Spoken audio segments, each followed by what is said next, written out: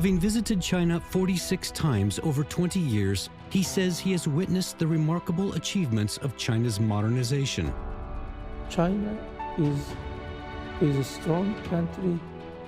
He admires how China has preserved its cultural heritage and values while achieving rapid development. China is a living civilization. You can feel the old China even in the fancy buildings. You can feel that. You can feel there is civilization behind all that. He believes China's ideas and initiatives will bring hope and light to the world. You cannot imagine how much in the world depend on China as a peaceful power and they make balance. Exclusive interview on Leaders Talk with former Prime Minister of Egypt, Essam Sharaf.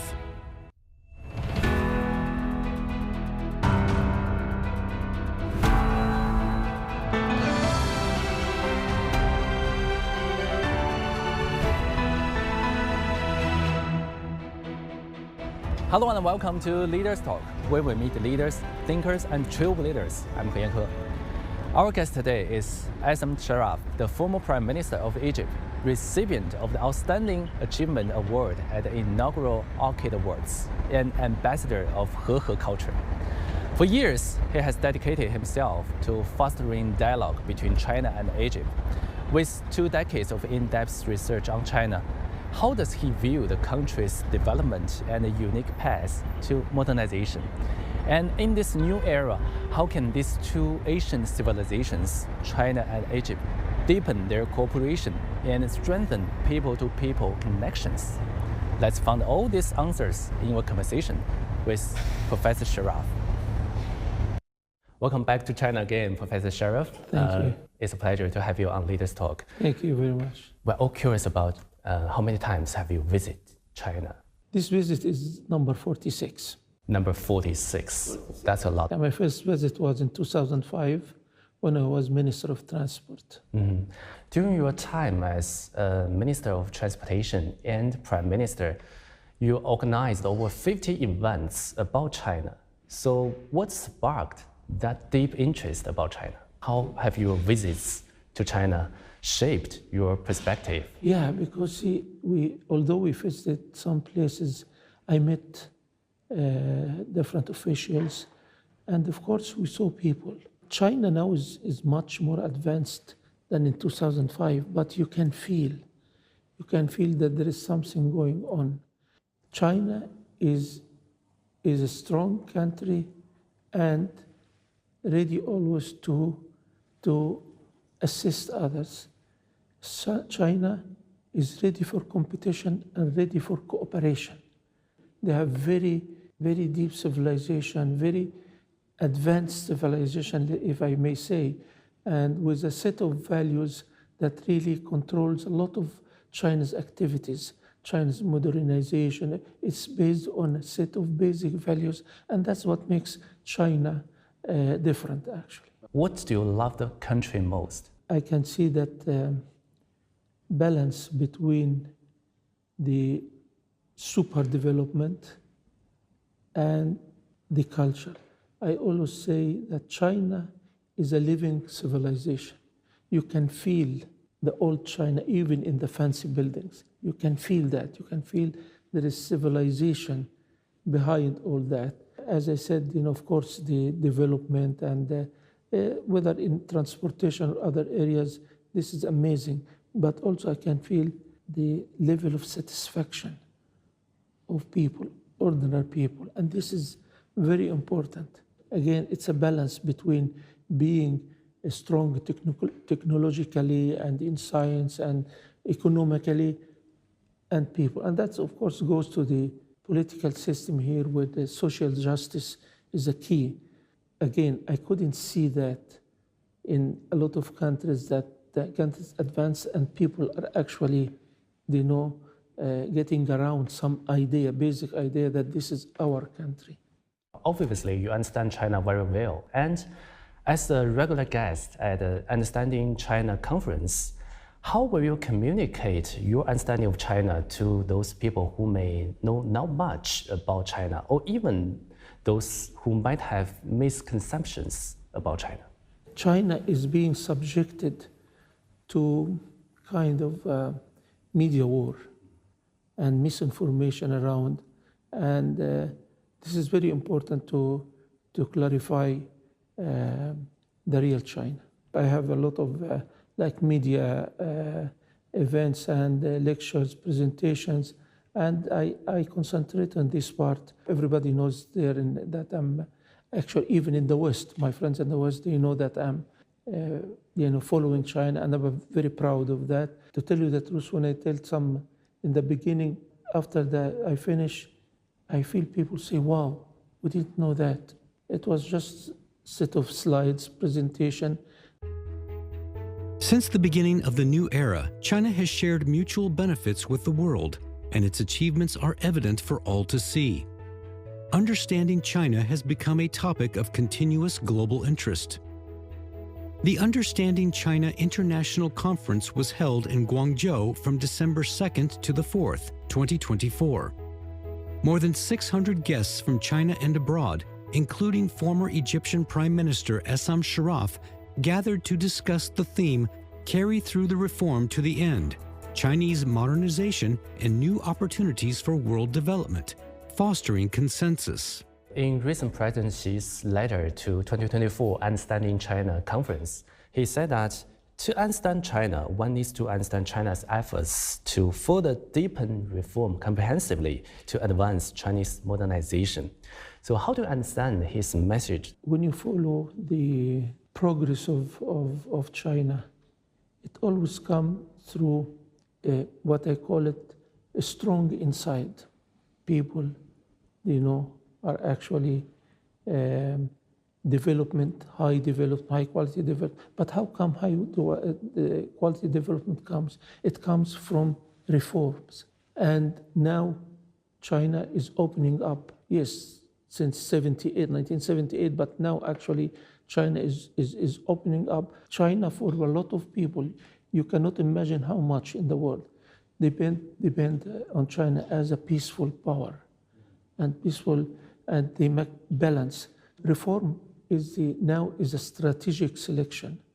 Reform is the driving force for development and for actually putting China in the right position in the global landscape. So it's very important. We have to go to the end. The end for me, this dream of having a community of a shared future, where actually everybody enjoys prosperity, is not scared from somebody will bomb them, is not suffering from difference. So it's just the meaning of prosperity.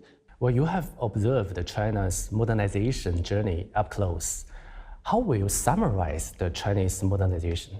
China modernization is deeply rooted in the China civilization human values. See, I'm saying that because I'm very proud to be selected as cultural ambassador for Hakka culture. And when you look at the old civilizations, Chinese civilization is based on harmony, peace, cooperation, prosperity. China is a huge country full of diversity in geography, in environment, and also in ethnic groups, 56 ethnic groups. And they are living peacefully because the modernization is actually have impact on all. So when you look at that, people are connected.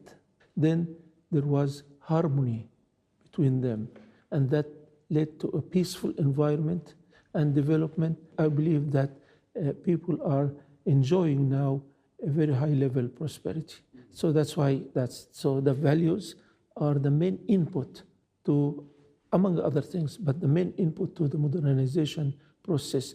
The same modernization values were transferred to the world through the global initiatives. What impacts had it on global economic and political dynamics, especially for the global South? At least I can say there'll never be a country that has such positive impact on a group of countries. I believe that the future now is for global south. And when you look at the number of job opportunities resulting from the Chinese projects, and I believe above all that is that sort of developing countries, which they know that they are not in a high position in the world as a whole, they started to trust themselves. We see a developing country with 80% or more poor people that now became second economy and first trader and first manufacturer. Each developing country now thinks, why not? We can imitate China. You're an expert on transportation engineering, and you have published over 100 papers on this subject. I imagine that you paid close attention to China's transportation advancements, particularly for its high-speed railway. So how would you evaluate the overall of the development of China's transportation system? The transportation and development are two sides of one coin. Imagine that you have amount of gold. If you cannot connect with it, it's nothing. So transportation makes added value. And of course, with this vast area of China, they are connected. And this is very important for people to trust. So that's why the transportation system is very vital for economic development. For a country like China, is even more important because it's huge and has different ethnic groups. So to let everybody feel belonging, we have to connect. Actually, President Xi Jinping has said that self-reliance in science and technology is the foundation of national prosperity and the key to national security. We all know that you have been a passionate advocate for advancing science in the Arab world, when saying countries do not move forward except with scientific research. So how do you view China's achievements in technology and science? You have frog leaps, jumps to be able. That's what happened in China. Nobody can imagine even 20 years ago or 10 years ago that level of China unless the innovation and science and technology played a vital role. And always it says science, technology, and economy. This is what really moves the country. Innovation is a core element of Chinese modernization. You are also a scholar who conducted in-depth research on the Belt and Road Initiative proposed by China. So how would you assess the effectiveness of BRI in contributing to Egypt's transformation? And is there any moment that you felt the BRI made meaningful difference, either in Egypt or beyond? In Egypt particularly, we have these vast projects. We have job opportunity creation, and we have a fantastic development in the administrative capital and also other cities on the Mediterranean Sea. Because I'm a university professor, friends from other universities, they say always we have contact with China, we have relations, we have established a lab in certain area and things like that. This is I believe what will make China different is to help people, not to give them, as they say, don't give me the fish, give me the hook to fish the fish, okay? So I believe China, if help people in their upgrading their technologies and innovation and things like that, it's doing now. But I believe with time, things will improve. BRI is the largest international cooperation platform. When I give lectures in the beginning, the people think it's a road. There's transportation, road, maritime, and inland transportation rail. But this is not the story of BRI. Belt and Road Initiative is for connectivity. hard connectivity and soft connectivity.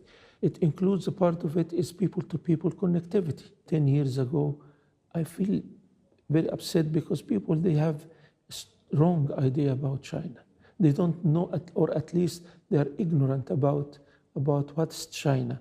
So with this people-to-people connectivity and cultural activities and mutual learning, a lot of people started to change. The image has been changed, especially as I repeat, under the misinformation and media war that guided by other countries against China. Through the Belt and Road initiatives, I believe we benefited economically, we benefited also culturally. China became a good example because it's advanced and also ready to communicate with the world, to cooperate with the world. Facing the unknown is always difficult. In a world in turmoil, it's easy to lose orientation. But when the storms come, we have to see the possibilities, reinvent, find new opportunities, discover a path forward. CGTN. See the difference.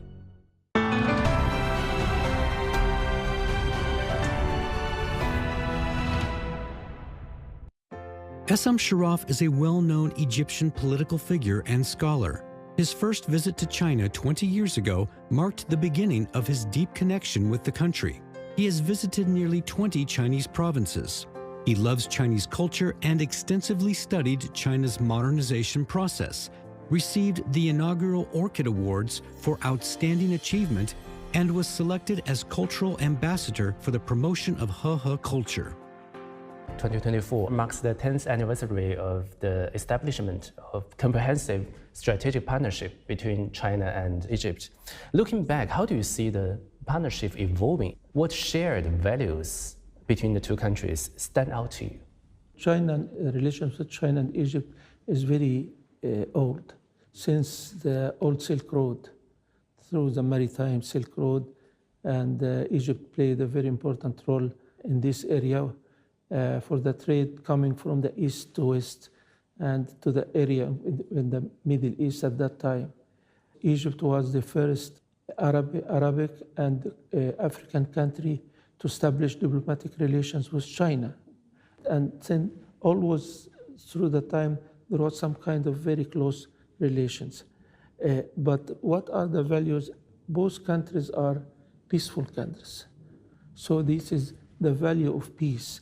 And of course, both of them shared a very old and very effective civilization. I used to say that Chinese civilization and Egyptian civilization, they have a good part of the book of history, you know. So all values of those magnificent civilizations are they still exist, and we deal on that basis. The Chinese stance in a lot of most of situation actually is same like Egypt. So yeah, and we are very proud of that. Professor Sharaf, I'd like to show you a video. This is the Shanghai Museum. It showcased over 780 ancient Egyptian artifacts. The exhibition's popularity has been astonishing, with over 1.3 million tickets sold in 5 months. And the first batch of 200,000 tickets was sold out in mere seconds. Related posts went viral on the internet. And also, I actually noticed that Egypt's tourism sector is witnessing a huge growth, that 65% increase in Chinese visitors to Egypt in 2024. So how do you see the role of cultural exchanges program in enhancing the mutual understanding and respect between China and Egypt? So actually, whenever I go or wherever I go, people, even Chinese in universities and things, ask, when you're going to open the Grand Museum in Egypt? We'll about have official opening. and everybody asking that. And this is in Shanghai also, people visiting. When people see old civilization here and they can feel the similarities in a lot of things, that's actually a change the image that we are the same. We are from the same roots. So that exchange, the culture exchange and mutual learning, this is a very good example of it. Any projects or initiatives we like to propose in the future to further strengthen the people-to-people ties? I feel like more and more people-to-people connectivity activities, and that happen in 3 levels actually. In education, we have to teach students, especially in schools, and it happens in the media and also in the arts, like music, like theater, like opera. These 3 together can actually help a lot on cultural exchanges and mutual learning.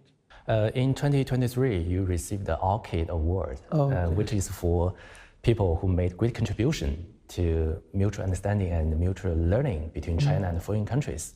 So what does the recognition mean to you? Really, I was very proud of that because, first of all, it was the first year of this award, and I received this award based on my efforts with China and working together to tell the people more about China. Although I'm engineer, but I believe in culture. I believe in soft power, and that's why I was very proud of this award. This award is very special for me. And at the inaugural ceremony, you mentioned some values such as connectivity, trust, peace, and development as building blocks for a community with a shared future. Can you elaborate on that? Yeah, that's exactly what I said a few minutes ago, that to have a future, a community of a shared future, you have people to feel connected, feel trust, feel peace, and feel development. So these are the building blocks. How we build that is through working together to build a future with a shared future. How to do that? Let us try to use the global initiatives by China, GCI, GSI, GDI. So these are actually the building blocks. Imagine that the future of a shared future is a wall. These are the blocks that you can, without them, it's very difficult to reach this kind of future. And for those curious about China, what kind of books, literature, or TV film works would you like to recommend to them to help them understand the country better?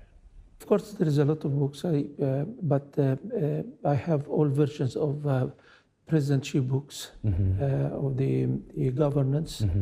And in all the versions, when they launched the version in Arabic language, for example, in Egypt, I attend and give some quick review.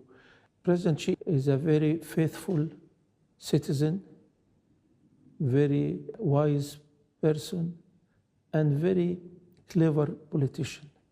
You can feel that, and also through his statements and speeches, you can feel what China is, especially the basic themes of China modernization, about the people in the center, about harmony between people and nature, about the role of CPC. All these actually are explained.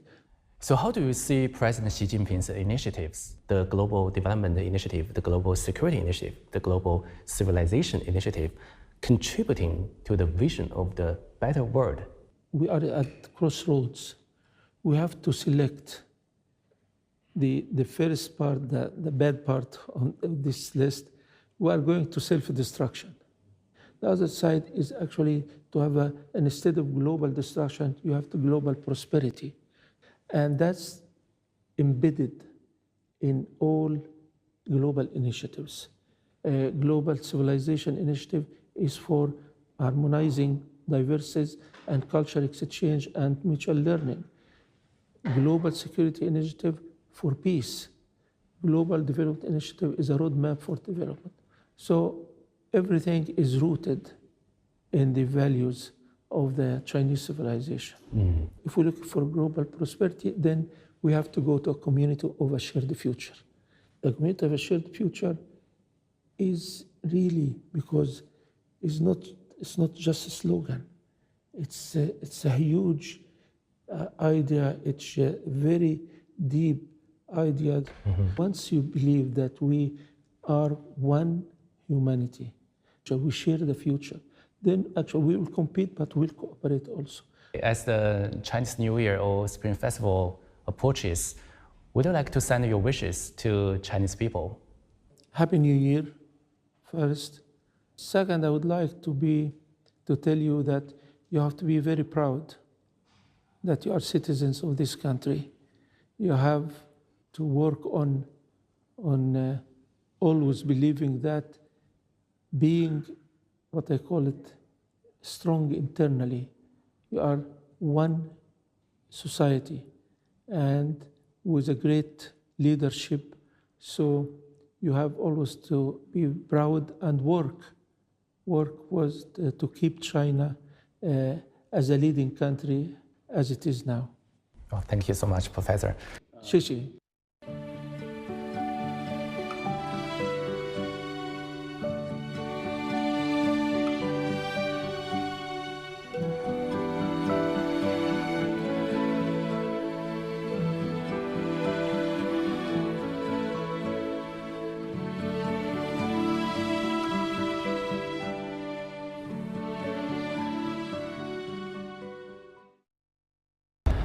During the interview, Professor Sharaf emphasized that China's modernization holds immense global significance. He noted that China's initiatives, the Belt and Road Initiative, the Global Development Initiative, the Global Security Initiative, and the Global Civilization Initiative have fostered great connectivity, mutual trust, and development among different civilizations, offering hope for the creation of a peaceful international landscape. That's it for this edition of Leaders Talk. I'm Yanke in Guangzhou. See you next time.